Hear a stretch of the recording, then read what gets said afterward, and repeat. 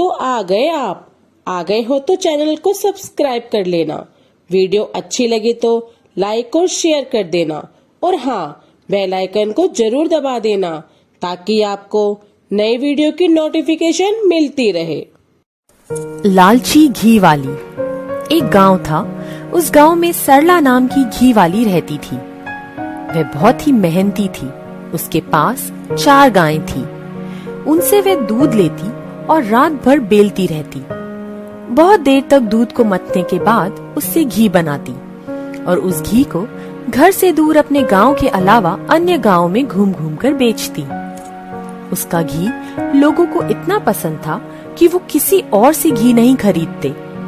हर किसी की जुबान पर बस घी वाली सरला का नाम था।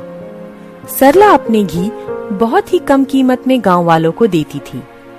एक दिन वह गांव से घी बेचकर अपने घर की ओर आ रही थी। तभी उसे रास्ते में एक दूसरी घी वाली, जिसका नाम निर्मला था, मिल गई। गर्मी का समय था। वे दोनों पेड़ के नीचे आराम करने लगे और धीरे धीरे उनमें बातें हुई। अरे बहन, तुम कहाँ से हो? पहले तो तुम्हें मैंने यहाँ घी बेचते नहीं देखा। बहन, मैं दूसरे गांव की हूँ और अपने गांव से दूसरे गांव में घूम घूम कर अपना शुद्ध घी बेचती हूँ। और तुम? मैं तो पास ही के गांव की हूँ। अच्छा, अरे बहन, तुम घी कैसे बनाती हो कि लोगों को तुम्हारा घी इतना पसंद आ जाता है? कुछ खास नहीं बहन, बस मेरी रात भर की मेहनत का फल है। क्या मतलब?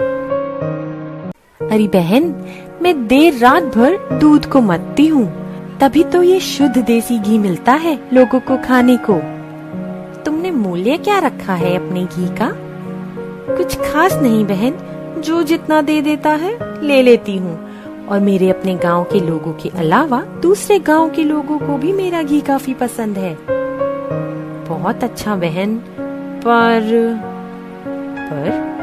आपने पर क्यों कहा बहन? नहीं, कुछ नहीं, बस ऐसे ही कह दिया। नहीं बहन, बताओ ना, तुमने पर क्यों कहा? क्या मेरी घी में कोई कमी है? कमी तुम्हारी मेहनत या घी में नहीं, बल्कि तुम में है। वो कैसे?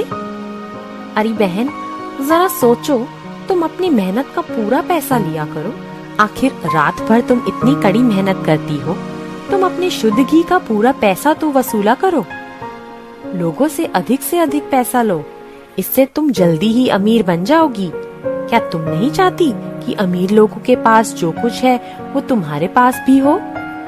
हाँ बहन, चाहती तो हूँ मैं भी, लेकिन क्या ऐसा हो सकता है? हाँ, बस तुम घी में ज्यादा से ज्यादा मिलावट कर दो। देखो, धीरे धीरे तुम भी अमीर बन जाओगी। ठीक कह रही हो बहन, मैं कल से यही करती हूँ, अपने घी में मिलावट शुरू करती हूँ। कुछ देर बाद दोनों अपने अपने घी के मटके उठाकर अपने अपने घर की ओर चल देती हैं। अगले दिन सरला ने गाय से दूध लिया और उसमें बहुत सारा पानी मिला दिया। अब उसने घी निकालने में रात भर मेहनत भी नहीं की। जहाँ थोड़ा सा घी निकलता, उसे झट से मटके में पलट देती और फिर उसमें तेल की मिलावट कर देती ताकि लगे कि घी ताजा है। दिन होते ही वह अपने गांव से लेकर दूसरे गांव में पहले की तरह घी बेचती और उनसे थोड़े ज्यादा पैसे देने को कहती। ऐसा वह प्रतिदिन करती। जहाँ एक ओर सरला अमीर होती जा रही थी, दूसरी तरफ सरला के घी में कमी होती जा रही थी। एक दिन एक गांव वाला, सरला, अरे ओ सरला, आज तेरा घी कुछ ठीक नहीं लग रहा। क्या बात है? पहले तो तेरा घी ठीक था, अब क्या हो गया? क्या कोई गाय कम दूध दे रही है जो घी भी ठीक नहीं लग रहा है? नहीं भैया, क्या कह रहे हो? मेरा घी तो एकदम पहले जैसा शुद्ध है। आपको कोई भ्रम हुआ होगा भैया। मेरे अलावा आपको कोई शुद्ध घी तो दे ही नहीं सकता। हाँ, वो तो ठीक है सरला, पर देख लेना। अरे भैया, सब ठीक है। मैं आखिर इस गांव की हूँ, किसी दूसरे गांव की थोड़े ना हूँ कि घी में मिलावट करूँगी। ठीक है बहन, तुम तो बुरा मान गई, बस मैं तो तुम्हें बता रहा था। फिर ऐसा कहकर वह गांव वाला चला जाता है।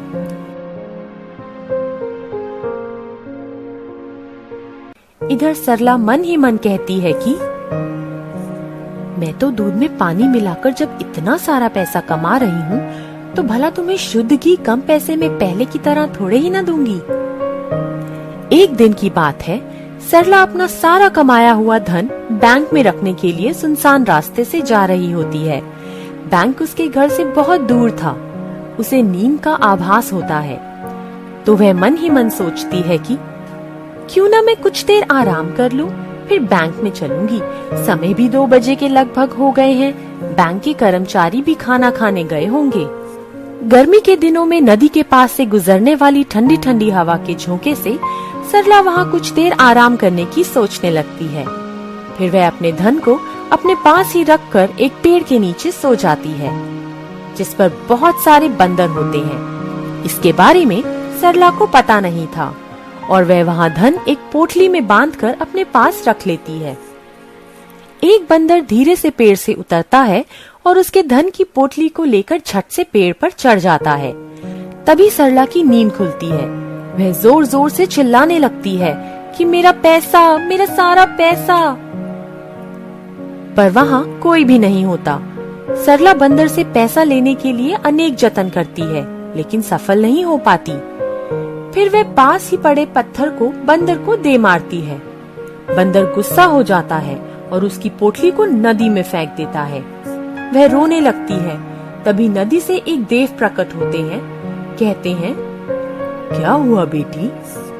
हे देव, मेरा सारा धन आपके पास है, कृपया आप उसे देने की कृपा करें। सरला, क्या ये तुम्हारी मेहनत की कमाई थी जो तुम उसे पाने के लिए रो रही हो? हाँ देव। नहीं, ये सच नहीं है।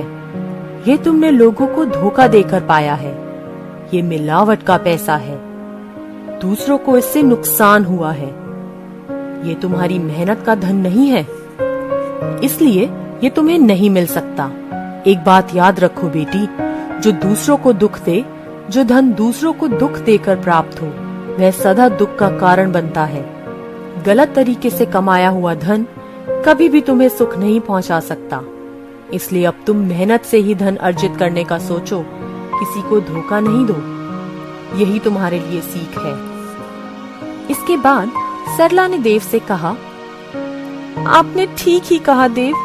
पहले मैं बहुत खुश थी, लेकिन जब से अधिक धन मेरे घर में आया, मेरी रातों की नींद भी उड़ गई थी। मैं धन की चोरी होने के डर से रात भर ठीक प्रकार से सो भी नहीं पाती थी। हाँ बेटी, अब तुम मेरी बात समझ गई। फिर सरला वहाँ से उठकर अपने घर की ओर चल देती है।